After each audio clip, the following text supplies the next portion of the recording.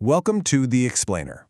Today we're diving into a really controversial parole decision happening out in California. It set off this huge debate about justice, public safety, and, who's ultimately accountable. So, here's how we're going to break this down. First, we'll look at the parole decision itself. Then, we'll get into how the system even allowed this to happen. From there, we'll dive into the political blame game, what people are saying needs to be done to fix it, and finally, we'll talk about the big question at the center of all of this: public safety.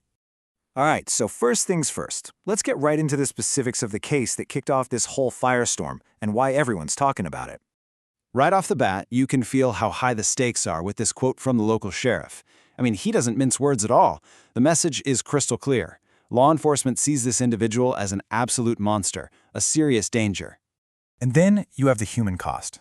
This is just gut-wrenching. It's from one of the victims, and you can just hear the lasting trauma, They're questioning the sanity of this whole decision. It really drives home the fact that these aren't just abstract legal choices. They have a massive personal impact. So, let's just lay out the facts here. We're talking about a 64-year-old inmate convicted of some truly horrific stuff: 16 counts of kidnapping and child molestation.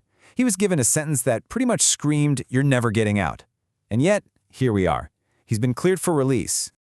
Okay, so the big question on everyone's mind is how? How is this even possible? To understand that, we've got to dig into the nuts and bolts of the system itself, the actual legal process that made this happen.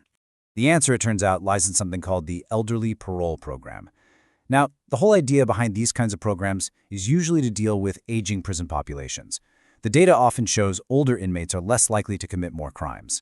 And in California, this program means if you're over 50 and you served at least 20 continuous years, you're up for parole consideration. Okay, but here's where it gets really interesting.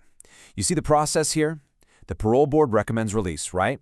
But Governor Newsom actually disagreed and sent the case back for another look.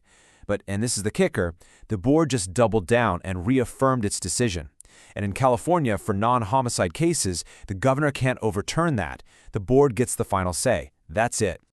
So officially, the governor's office is putting out the message that, hey, this parole board is an independent agency.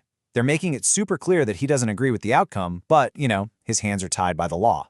But despite that official stance, the folks in our source material are not buying it. They are pointing the finger squarely at the governor. So let's unpack their argument and see exactly why they're blaming him. And this quote right here just cuts right to the heart of it. The accusation is simple. Governor Newsom isn't just some helpless bystander. No, they're saying he's the one who made this whole thing possible in the first place because of his own policies. And this is what they mean. Take a look. Before 2021, you had to be 60 and serve 25 years to be eligible for this program. But Newsom signed a revision that dropped the age to 50 and the time served to 20. And wouldn't you know it, those are the exact changes that suddenly made this specific inmate eligible. That's the connection they're drawing. And it doesn't stop there. The critics also bring up other things. They point to another bill he signed, SB 145, which has to do with sex offender registration, and they also accuse him of not using his platform, his bully pulpit, to really get the public fired up and create pressure to stop this from happening. They see it as part of a bigger soft-on-crime picture.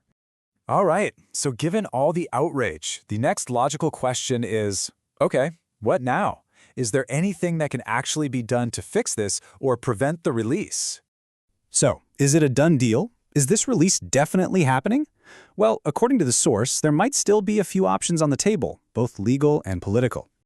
Okay, so here are the three main ideas being floated. First, there's a legal move called civil commitment. They could try to use California's sexually violent predator law to have him committed to a hospital instead of released. Second, a legislative fix. Basically, pass a new law to close this loophole in the elderly parole program for violent sex offenders. And third, the political route. Ramp up the public pressure. Really use that bully pulpit we talked about. Now get this. That legislative fix we just mentioned, a bill that would do exactly that is apparently already out there. But, according to the source, it's just stuck.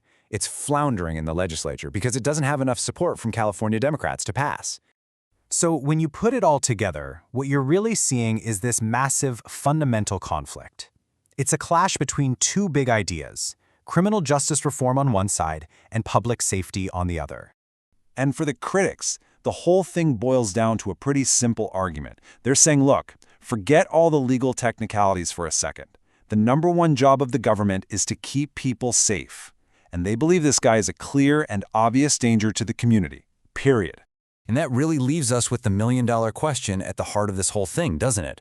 When you create these big, sweeping reforms like the elderly parole program, what do you do about the exceptions? The individual cases that just don't seem to fit the mold, the ones that feel way too dangerous to release. How does the system balance the big-picture goals of reform with the very real risk posed by one person? And that is a tough question with no easy answers.